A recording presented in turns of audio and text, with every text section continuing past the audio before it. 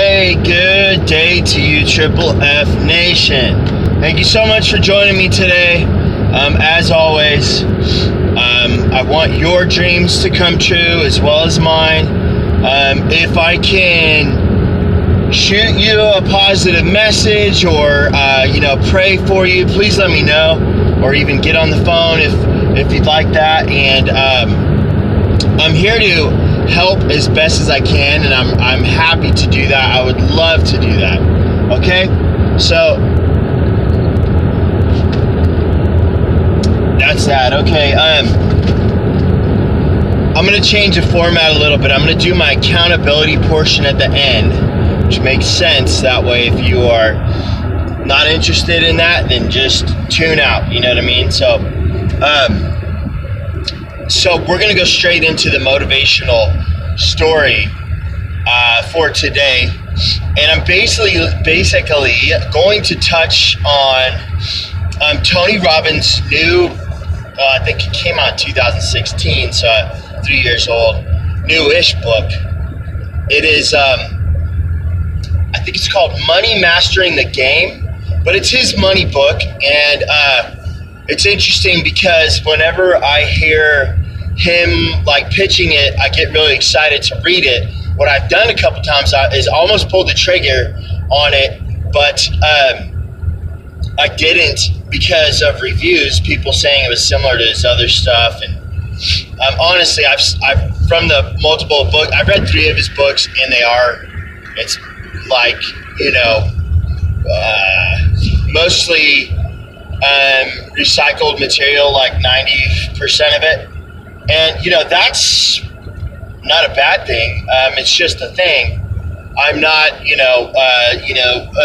on him for it. So that's that, guys. Now, but I'll tell you, like, I'm listening to an interview of his, which is basically a pitch of that book.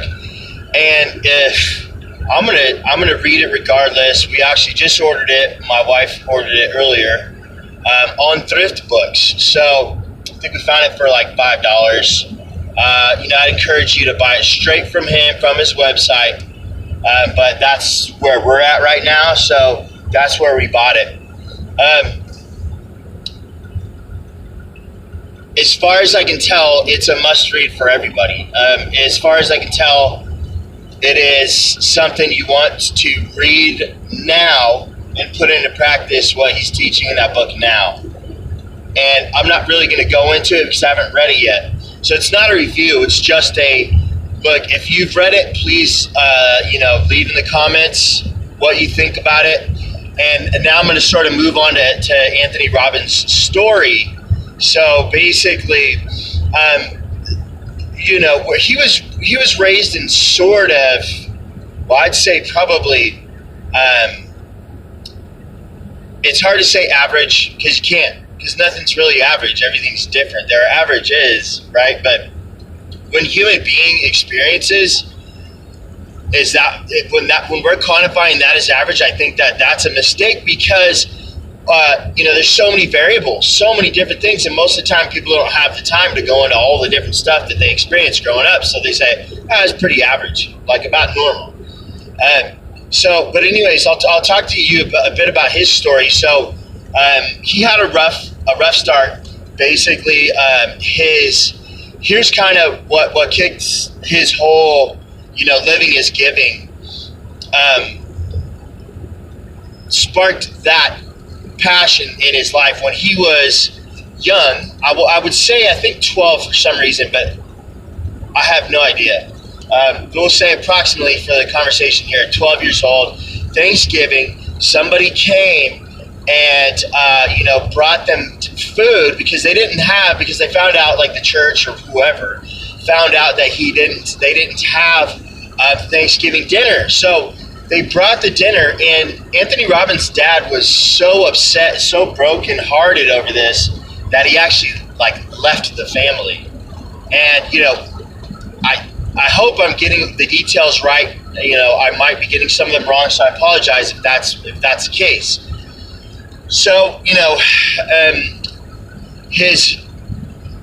he'd had some really great success early on, but After that, it was sort of like his mother had one stepdad. He had one stepdad after another, and wow, somebody hit a big old hog, and it was like right after, not that long ago.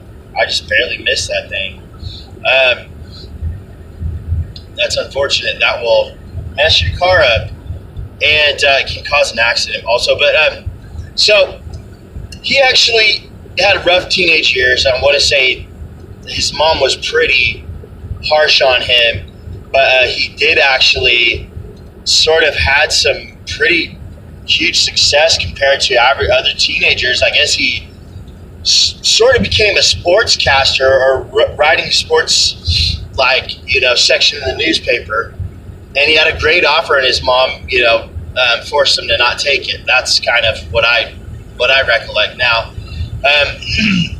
He from that, I think he moved out at an early age, 16, 17, and he eventually kicked off having people follow him, and he's had his fire walk going on since he was 19 years old. Could have been even younger, but he had a decent success,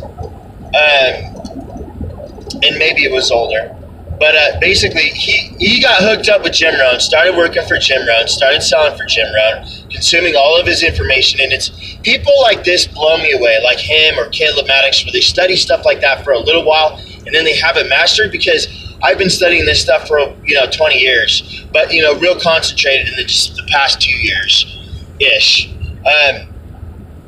So you can say probably 3, but I did take breaks. So that's so he started in a Jim Rohn, started selling, and started to get a big following of his own, and somehow tanked it.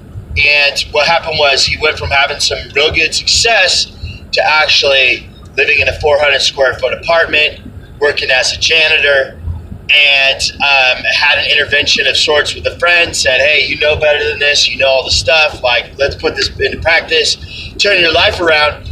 And his argument was, yeah, that's right, I know all this stuff, none of it works. But he actually knew better, because obviously he knew Jim Rohn. He had seen what that had happened in Jim Rohn's life. So look, that's that. That was a kickoff point, and that was, I would say, 86, maybe 85. I'm not sure, but from there he's been off and running. Net worth, in 2016, I think was 400 million. It's probably, who knows now. He knows what he's doing.